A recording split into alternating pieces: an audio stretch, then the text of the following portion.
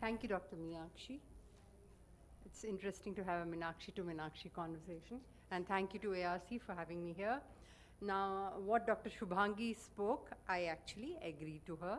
But for the sake of argument and for debate, like my daughter said, Mama, you still have debates these days. There is no such as for and against.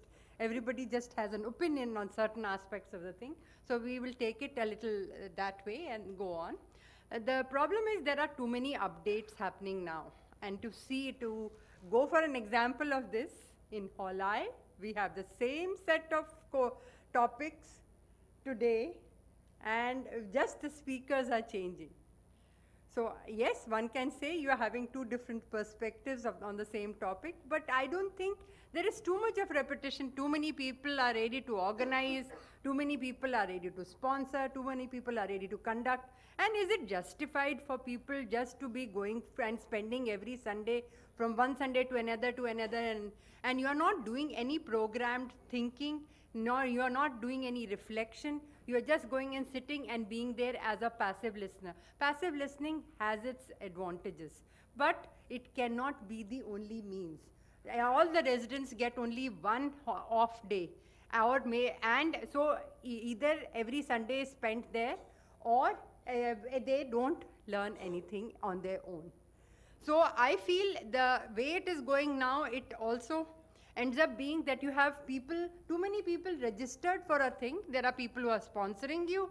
You go to another city, like they have started sponsoring all the postgraduates to a center, and everybody, the presenters are, the organizers are conducting beautifully.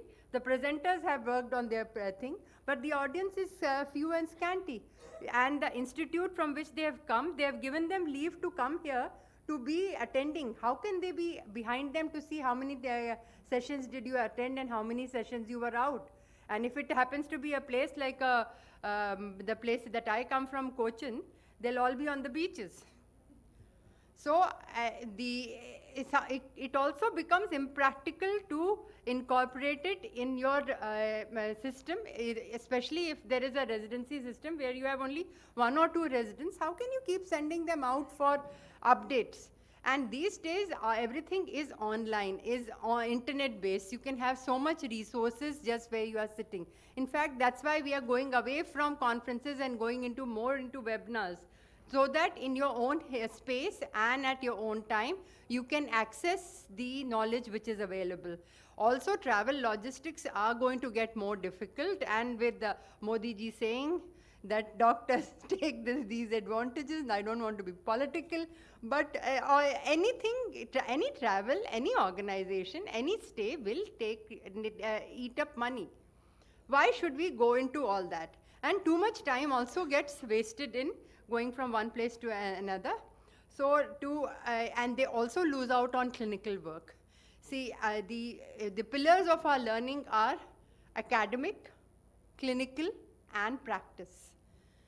So if we don't actually see a patient, talk to our patient, use our thinking process to diagnose a patient, do something on a patient, you may know it all, but then you have not really exercised it. And only once you exercise it, will you do it better next time. So we need to give more time for that.